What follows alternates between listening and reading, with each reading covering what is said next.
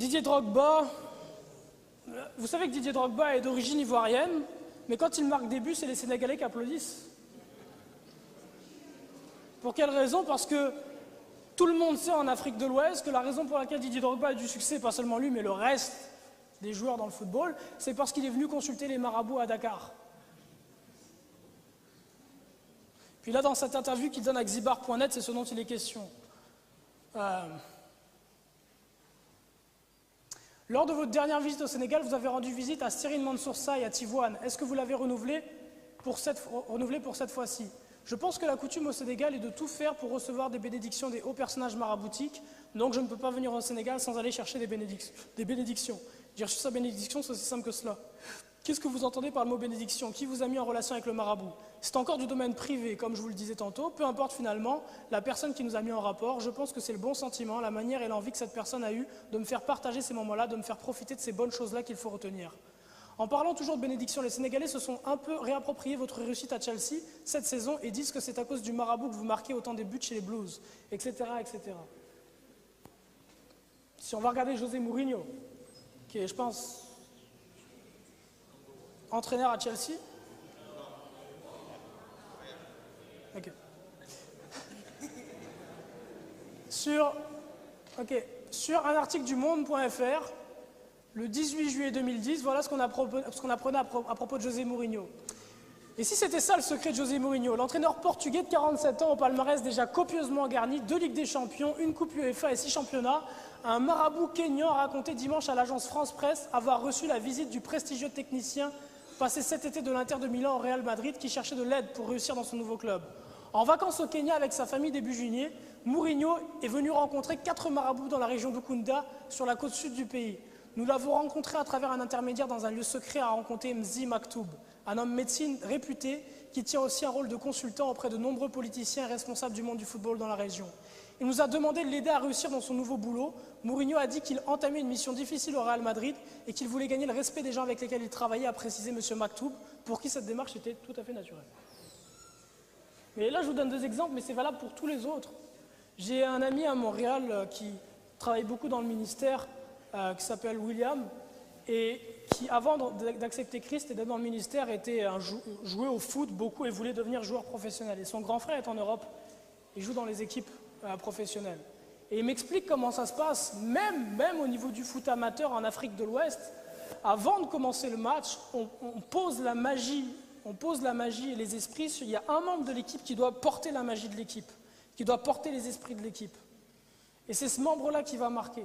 Et le fait de porter les esprits, c'est si lourd que ça peut, si jamais il est défaillant ou quoi que ce soit, il peut y avoir de gros problèmes qui en ressortent.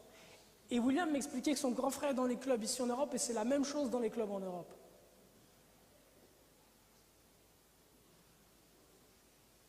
Je vais passer ça.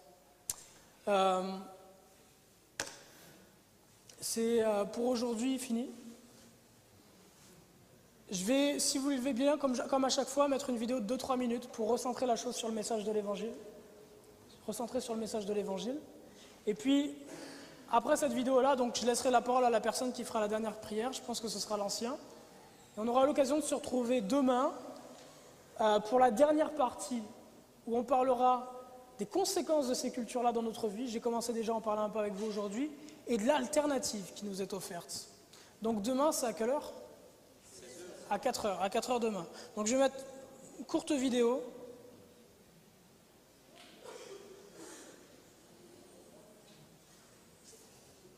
Est-ce que c'est possible de monter le son pour que ce soit audible pour tout le monde? La vidéo est sous-titrée en français. C'est une vidéo d'un prédicateur que je vous recommande qui s'appelle Paul Washer.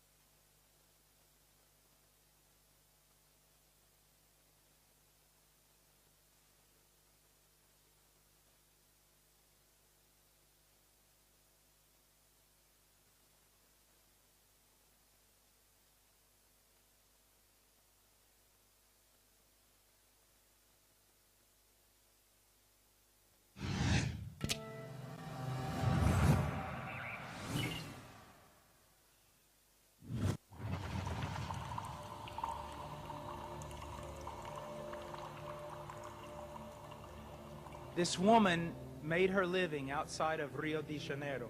She was very poor, dirt floor house, and her greatest fear was that she had a beautiful, beautiful daughter.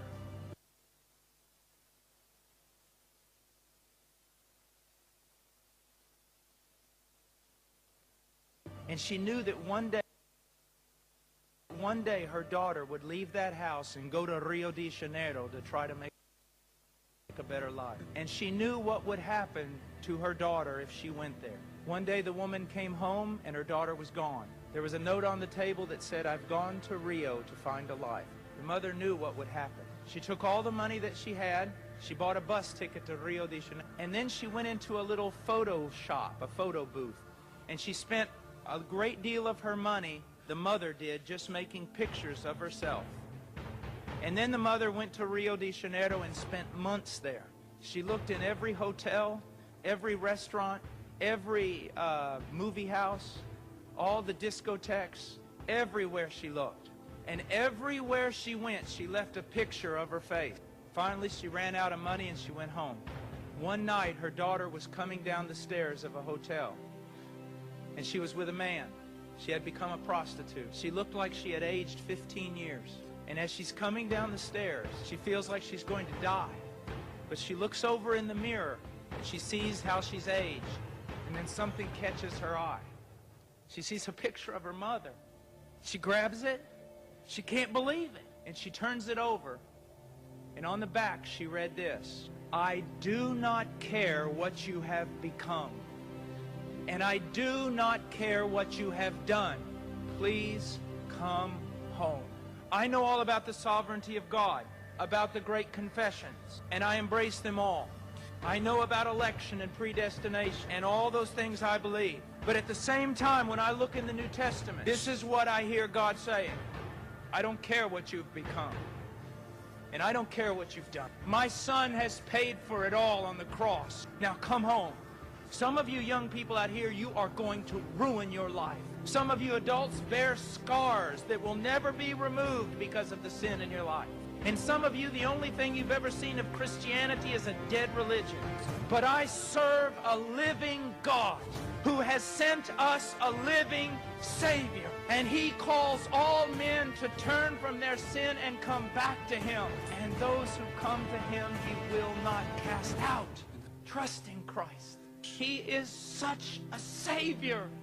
He's mighty to save. Don't let anything stand between you and coming to know Him. One of the saddest things I ever have to do is preach.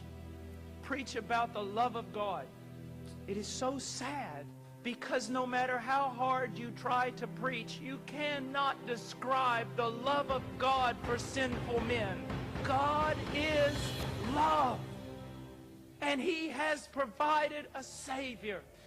And if you don't come to Him, the fault will be yours.